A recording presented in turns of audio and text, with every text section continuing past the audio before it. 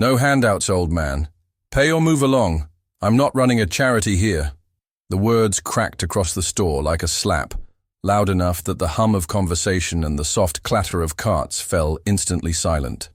Kyle Bennett's voice carried not just across the register, but through the entire space, his tone sharp, filled with a week's worth of bitterness aimed at the wrong man. Walter Harris stood at the counter, steady but small against the clerk's fury.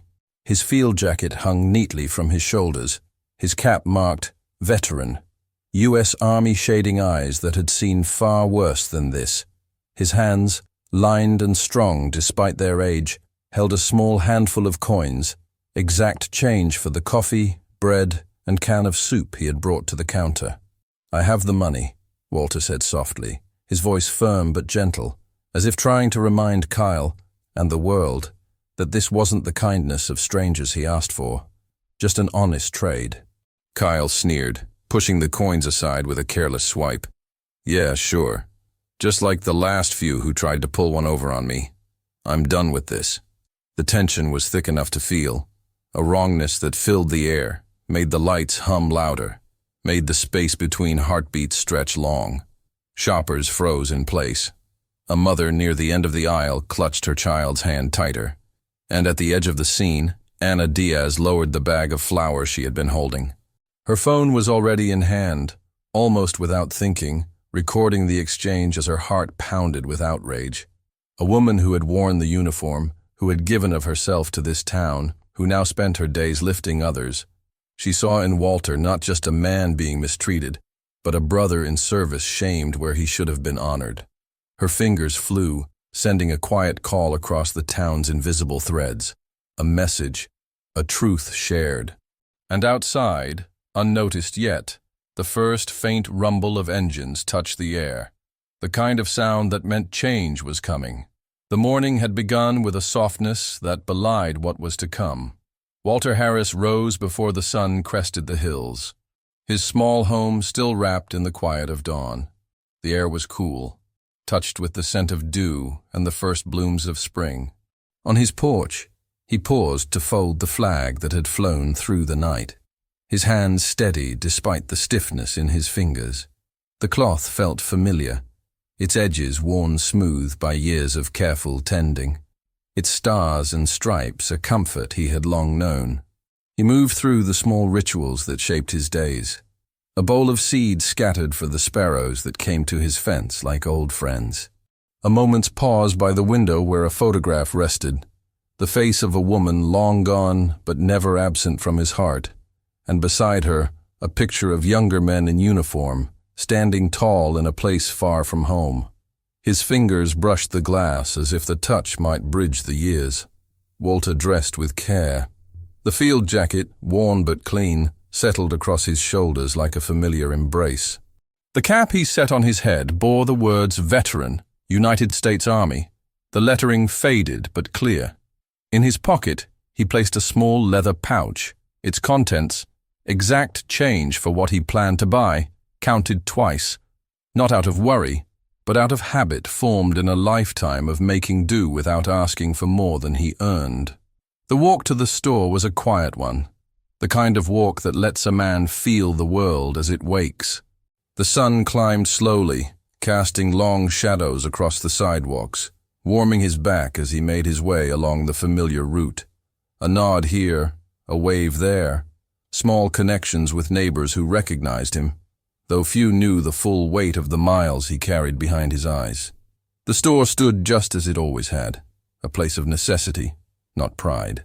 He stepped through its doors with the quiet hope that, like most days, he could pass through unnoticed, part of the town's rhythm but never demanding its attention. He moved through the aisles, choosing his items with care: coffee, bread, a can of soup. Enough for today, enough for tomorrow.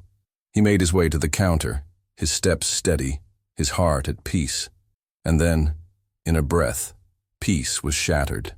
The coins made the softest of sounds as they touched the counter, the honest clink of metal that marked a fair trade offered in good faith. Walter Harris kept his hands steady as he set them down, his lined fingers releasing each coin with care. His breath was calm, his posture straight beneath the weight of his years. But Kyle Bennett barely glanced at the money. His lip curled, his eyes hard beneath the fluorescent glare. In his mind, he had already decided what kind of man stood before him. No different, he thought, than the ones who darkened his counter with empty demands in days past. His world had narrowed to a single point of bitterness, and now he poured it out without shame, certain in his wrongness, as only the unjust can be. "I said no handouts, old man," Kyle barked, his voice slicing the quiet of the store like a blade. The clatter of carts stopped. Conversations died mid-sentence. Even the hum of the cooler motors seemed to fade beneath the shock of it.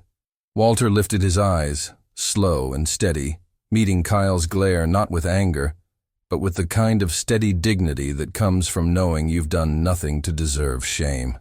His voice, when it came, was soft, but clear enough to carry. "That's my payment," he said, each word measured. "No handout asked, just a fair price for what I need." But Kyle wasn't listening, or if he heard, he refused to hear. He reached out with a sneer, his hand swiping the coins from the counter with a careless flick that sent them scattering across the linoleum. The sound, that metallic clatter, rang out louder than it had any right to, a sound that seemed to echo in the hearts of all who stood witness. A woman near the bread display gasped, her hand rising to cover her mouth. An older gentleman, leaning on his cart, shook his head slowly, his eyes heavy with disbelief. A mother pressed her child closer, shielding him instinctively from the ugliness unfolding. Kyle's voice rose again, loud enough now that even those at the far end of the store could not pretend they hadn't heard. "Move along, I've got a store to run, and I'm not here to play charity case to every sorry old man who walks in thinking his time in a uniform means he can skip the bill." The words fell like stones, heavy, cruel, and unearned. Walter bent slowly, his knees stiff, his body protesting the motion. He gathered the scattered coins one by one, his fingers brushing the cold floor. Each piece he lifted seemed to carry more than its weight in metal. It carried the sting of public scorn, the burden of a moment turned so needlessly bitter. And all around him, the store held its breath. The regulars of that quiet place, men and women who had known the rhythm of its aisles for years, now stood frozen in the shock of what they witnessed. Some felt shame that they did not speak. Others felt fear, wondering in silence if this was how they might one day be treated, if this was what awaited them at the end of their own quiet journeys. At the far end of the store, Anna Diaz's heart pounded in her chest. She had seen enough. Anna Diaz's heart pounded in her chest. She had seen enough. A woman shaped by service, once a captain in the United States Marine Corps, now a quiet force in the town's heartbeat. She ran the local veterans' outreach, spearheaded the food drives, the school fundraisers, the emergency relief. Her name was known in every household. Her work felt in every corner of the community. When Anna spoke, people listened. When she called, people came. The phone in her hand was no longer a tool. It was a witness. She recorded steady and sure, her jaw tight with fury held in check by discipline. This was not just an old man being mistreated. This was a man of service, a neighbor, a soul who had given quietly and asked little, now wronged in a place that should have offered peace. Her eyes met those of another shopper. A nod passed between them, small but sure. Anna's fingers moved, tapping out a message that would ripple through the town faster than any shout, faster than any plea. Outside, beyond the glass, the world went on.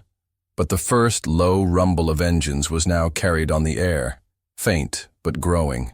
A sound that spoke of change on the wind. And still, Kyle stood behind his counter, blind to what was coming, deaf to the truth he had set in motion. The store seemed to hold its breath. The space between heartbeats stretched taut as a wire. Outside, the hum of the world carried on. But within these walls, time felt slowed, weighted by what had just unfolded. Anna Diaz lowered her phone, the recording complete, her hands steady, though her pulse raced. Her eyes swept the scene.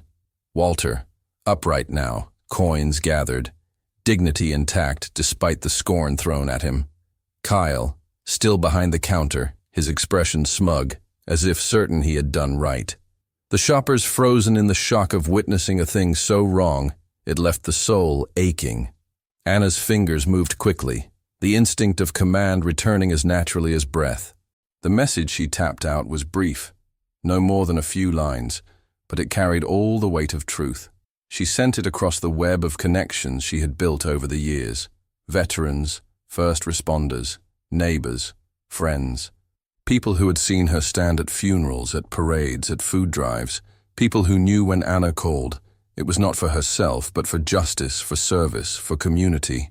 A father near the milk cooler felt the vibration of his phone, glanced at the screen, and his brow furrowed.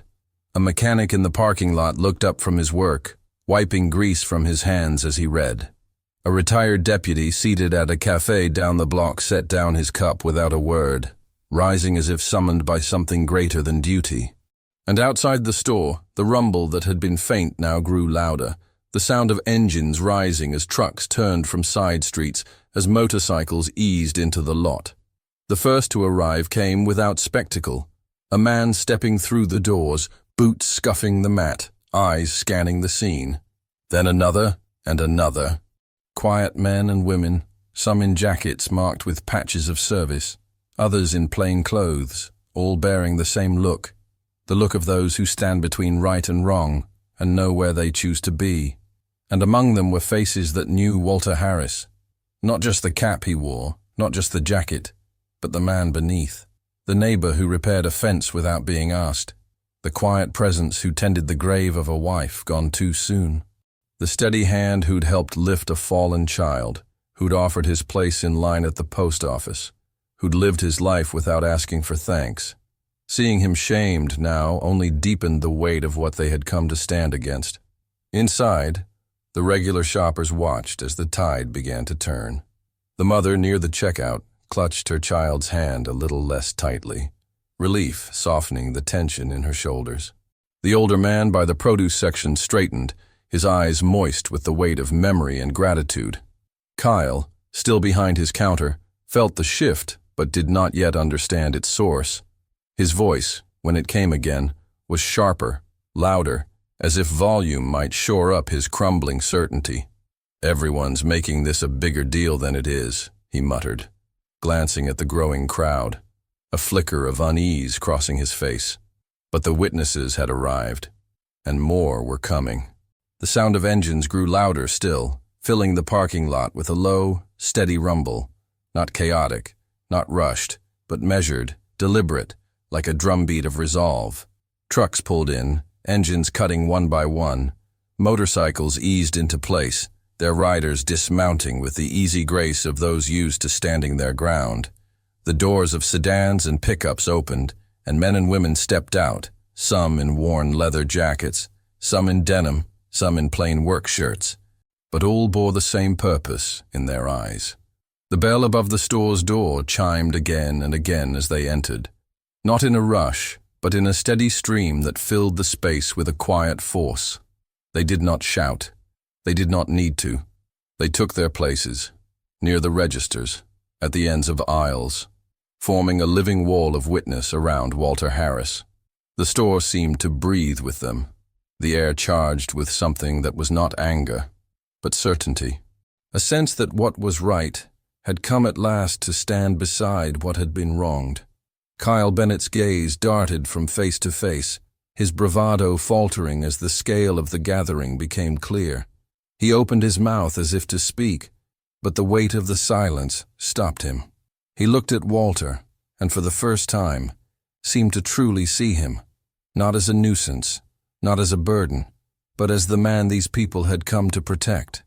Among those who filled the store were veterans of other wars, of other battles, men and women who had worn the uniform in distant places and come home to build this town's quiet strength. There were also neighbors, the mechanic who'd once fixed Walter's mower without charge, the school bus driver who'd waved to him each morning, the barber who'd trimmed his hair for decades. And outside, the gathering continued. People who'd seen Anna's message, who'd heard the call, not with their ears but with their hearts, arrived on foot, from side streets, from nearby shops. Flags appeared. Small ones tucked in jacket pockets, larger ones mounted on truck beds, all lifted now by the breeze, as if the town itself had raised them in tribute. The growing presence did more than bring defenders. It drew the eyes of the town itself. Curious neighbors stepped out onto porches, shopkeepers leaned in doorways, customers from nearby stores crossed the street to see what had drawn such a gathering.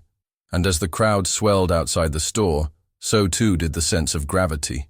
Among them, a local reporter arrived, notebook in hand, phone raised to capture what was unfolding.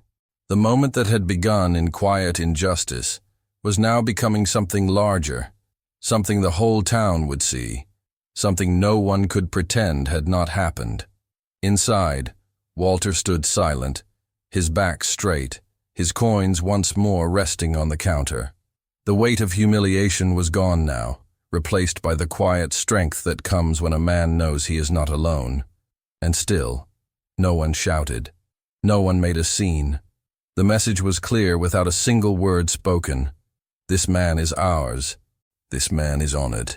This man will not stand alone. The store's walls seemed to pulse with the quiet pressure of the gathered crowd. Inside, the air was thick with the kind of silence that speaks louder than any voice. The silence of people who have come not to argue, not to brawl, but to stand for what is right and to let their presence speak what words could not. Kyle Bennett stood behind his counter, his face pale now beneath the harsh lights. His eyes flicked from Walter to Anna, from Anna to the veterans lining the aisles, from them to the faces at the windows, faces of neighbors, of strangers, of the town itself. The smirk that had curled his lip was gone. The certainty that had fueled his cruelty had cracked, leaving him hollow, adrift in the truth of what he had done. The bell above the door chimed once more. Not hurried, not frantic. The store owner entered, his face tight with concern, his gaze sweeping the scene in an instant. The owner was a man in his early 60s, solidly built, with the hands of someone who had spent a lifetime working beside those he employed. His face was lined not by age alone, but by years of small-town burdens, keeping the lights on, making payroll, tending to customers who had long since become neighbors. His eyes, kind most days, now burned with quiet fury at the wrong that had taken root under his roof. He took in the wall of Patriots, the watchful silence, the steady figure of Walter standing at the counter, and the clerk who had brought all of this to pass. "Kyle," the owner said, his voice low but carrying, steady as a hammer striking true. "Step away from the counter." Kyle opened his mouth, words fumbling at the edge of speech, excuses, protests, all dying beneath the weight of the moment. He stepped back, hands raised as if to ward off what could not be stopped. And in that instant, reality tapped Kyle on the shoulder, hard, cold, undeniable. The bravado that had shielded him just moments ago crumbled, leaving him hollow, raw. Guilt filled him like a bitter flood, sour on his tongue, heavy in his gut. His chest ached with the uncomfortable emptiness of a man who suddenly wished only to vanish, to be unseen, to undo what could not be undone. The stares of those around him felt like a physical force, as if their gaze pressed against his very skin, stripping him of pretense, leaving him fragile, exposed, as crude and vulnerable as a clam torn from its shell.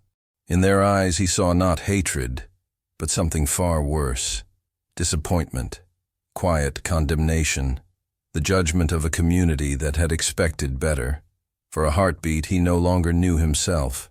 The man he thought he was dissolved beneath the truth of what he had done. And when he moved, it was not with defiance or even haste.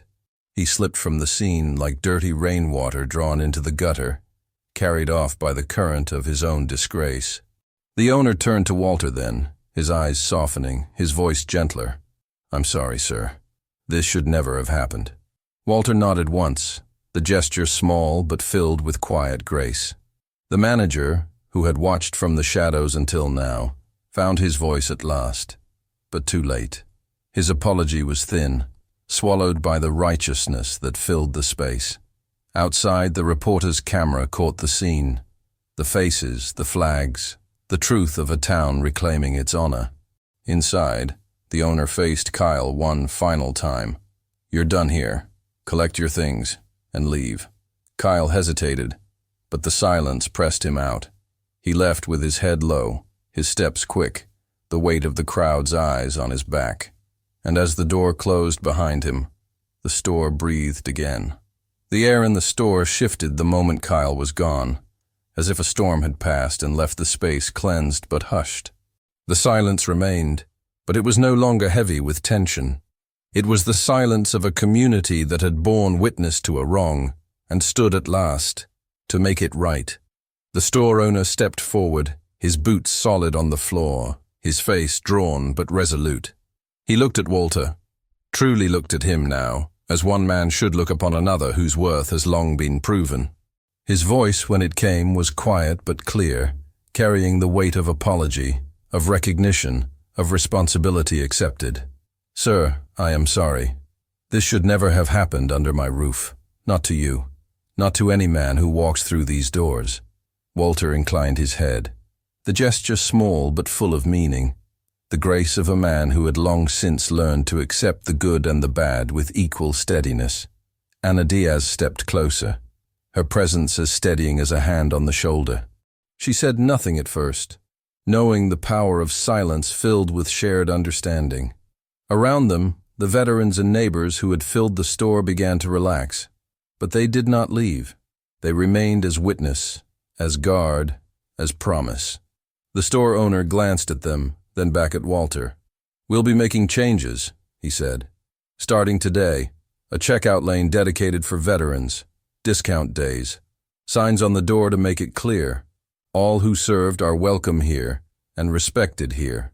A murmur of approval moved through the room, soft but sure. Walter offered no grand speech. His words were few, but they carried weight. "Not for thanks. Never for thanks," he said quietly. "But I'm grateful to see what this town remembers." And outside, where the gathered crowd had grown to fill the lot and line the sidewalks, the flags lifted higher as if in answer, catching the breeze, snapping proud in the sun. In the days that followed, the story spread, not just of Kyle's fall, but of his choice to try, in the only way left to him, to seek redemption. Kyle's actions had left a mark, one that could not be easily erased. His name became known across the town, but not in the way a man hopes to be remembered. In every shop window, every diner booth, in the quiet exchanges between neighbors, the tale of what he had done was passed along, and with it came the weight of consequence. No business that dealt with people wanted him at their counter, behind their desk. There was always reluctance, always the silent question. Who would trust him with their customers, with their name, with their goodwill? He felt it keenly. The stares that lingered too long, the doors that stayed closed, the offers that never came. And when his gaze fell upon Anna's association, when he saw the people he had wronged and the work they continued to do without him, he understood at last. He gulped at reality, tasted the bitter truth of what he had lost. And in that moment, he saw in their humble service the one path left to him, to face the community, to labor where he had failed, and in time to try, not to erase what he had done, but to build something better in its place. Ashamed, but not beyond hope, he came to Anna's association, not asking for forgiveness, but asking for work, for a chance to serve where once he had failed. Anna gave him that chance, not as reward, but as first step. The path would be long, the work humbling, but it was a beginning, and that too became part of the town's memory of that day. The day wore on, the sun climbing high, casting long, warm light across the town. The crowd outside the store began to part, not in haste, but with the slow, sure pace of people who knew they had been part of something that mattered. Flags were folded with care, shoulders were clasped in quiet solidarity, and engines rumbled to life once more, not in defiance, but in peace. Inside, Walter Harris gathered his small bag, coffee, bread, soup, The simple things he had come for, now transformed into a symbol of something far greater. The store owner walked him to the door, not as a gesture of show, but out of genuine respect. Ana Diaz fell in beside them, a silent guardian, as they stepped out into the golden light. Walter paused on the sidewalk, his gaze lifting to the flag that flew above the store. The breeze caught its stripes, the fabric snapping proud against the sky, as if the very air bore witness to what had passed. His voice, when it came, was soft, more to himself than to any listener, but heard all the same. A man's measure isn't in what he asks for. It's in what others choose to give when it matters. And with that, he walked on, a little straighter, a little lighter, as the town watched him go, their hearts fuller for having stood beside him. Behind him, the store's new sign glinted in the light. Veterans welcome, always. And somewhere nearby, in a modest office filled with the tools of quiet service, Kyle Bennett set to work. The first of many long days, the first of many small steps on the road back toward honor. Today, we remember. Always forward. If stories like this resonate with your heart, like and subscribe for more untold moments of honor and kindness. Let us know where you are watching from, and if this moment brought back memories you carry with you. The best way to honor their memory is to keep listening. Click on the suggested video now, and we'll walk together through another untold chapter of courage and sacrifice.